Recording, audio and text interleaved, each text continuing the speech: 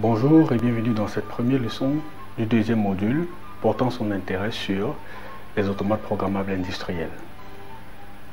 Dans ce module, nous allons découvrir les raisons pour lesquelles les API ont été développés et sont actuellement utilisés dans de nombreux systèmes d'automatisation.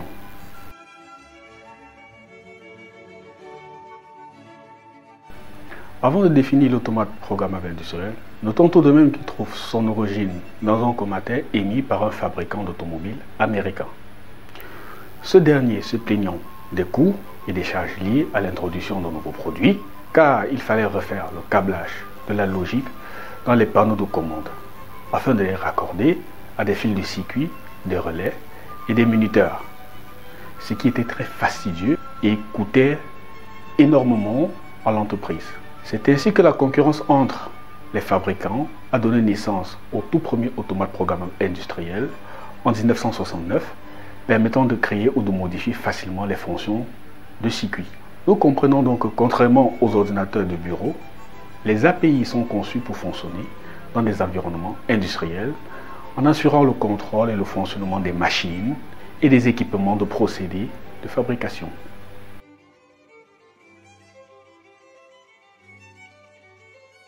Les API sont utilisées dans de nombreux endroits familiers.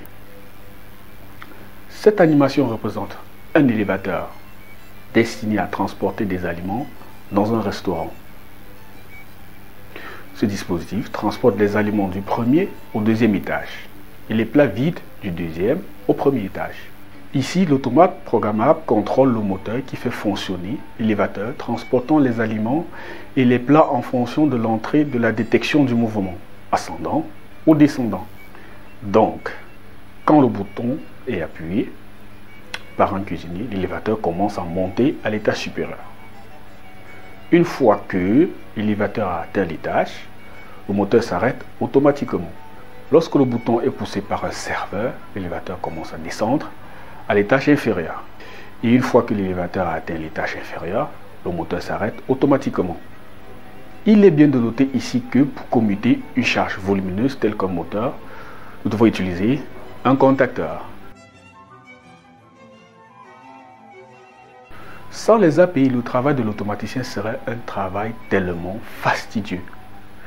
Car à chaque fois que l'usine voudrait modifier les opérations d'une machine, les dispositifs devront être recablés de zéro. Alors qu'avec un API, la modification des opérations d'une machine s'effectuent aisément en modifiant juste le programme automate.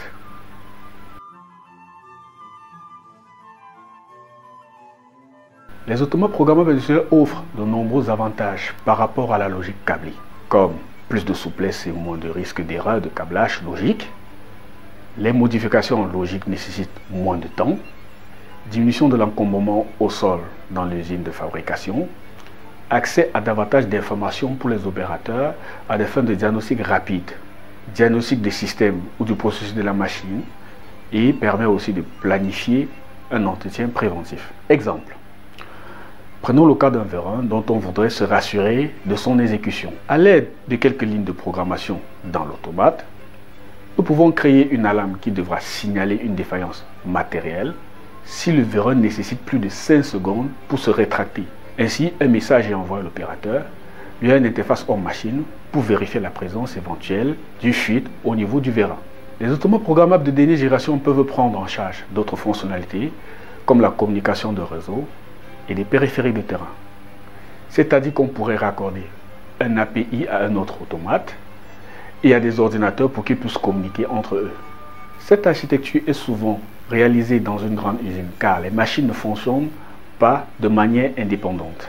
Chaque processus possède un ou plusieurs API qui sont liés aux API des autres processus. Des communications sont indispensables pour surveiller les processus et contrôler tous les processus à partir d'un ordinateur distant.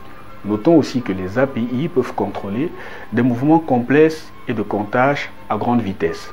Ces mêmes automates programmables industriels ont la possibilité d'être programmés dans de nombreux langages, tels les schémas à contact, tests structurés, grasset, function block, bloc de données. Comme nous l'avons évoqué dans le module 1, les API peuvent contrôler différents types de périphériques. et chaque périphérique est traité en fonction du signal émis ou reçu par l'automate. Examinons ensemble comment l'API traite ces signaux. Sur cette image, nous avons les entrées, à droite nous avons les sorties et au milieu l'automate programmable industriel. Et les différentes tâches comme la détection, la mesure de la distance, de la température et de la pression, des tâches de comptage, des tâches d'activation ou de désactivation de charge, des tâches pour modifier la vitesse, la température ou la position d'un objet. Ces signaux sont traités en fonction du type de signal qu'il reçoit. Prenons l'entrée. Nous avons trois types de données à savoir. Les entrées digitales, généralement appelées on-off. Elles sont faites pour recevoir un signal carré venant des interrupteurs de détection tels que des boutons poussoirs, des capteurs photoélectriques, des capteurs de proximité. Une entrée analogique faite pour recevoir un signal sinusoïdal et utilisée par certains capteurs analogiques intelligents pour déterminer les formes, les niveaux dans certains processus. Les entrées de signaux d'impulsion, communément appelées entrées rapides de l'automate, sont souvent utilisées pour faire un comptage rapide de produits. Comme c'est le cas ici, nous pouvons tout simplement déterminer la vitesse maximale avec laquelle un périphérique tourne, ce grâce à un encodeur incrémental. De même, en sortie, nous avons trois types de données. Des sorties digitales pour commander des préactionneurs, qui peuvent être des distributeurs, de relais, des inverseurs. Enfin, qui contrôlent un actionneur associé, qui pourrait être un indicateur, des vérins, des solénoïdes, des résistances chauffantes et bien d'autres. Les sorties analogiques envoient des signaux constants ou variables au variateur de vitesse afin de contrôler la vitesse d'un moteur alternatif. Des sorties d'expulsion ou sorties rapides capables d'envoyer des séries de signaux rapides à des contrôleurs ou des cerveaux pour contrôler à grande vitesse et de façon précise un objet grâce à un servomoteur. Nous voici arrivés au thème de cette leçon au cours duquel nous avons vu les caractéristiques des API ainsi que leur application. Dès maintenant, nous savons déjà que les automates programmables industriels présentent de nombreux avantages par rapport au circuit séquentiel câblé. Rendez-vous à la section suivante où nous allons discuter de la configuration de base des automates programmables industriels.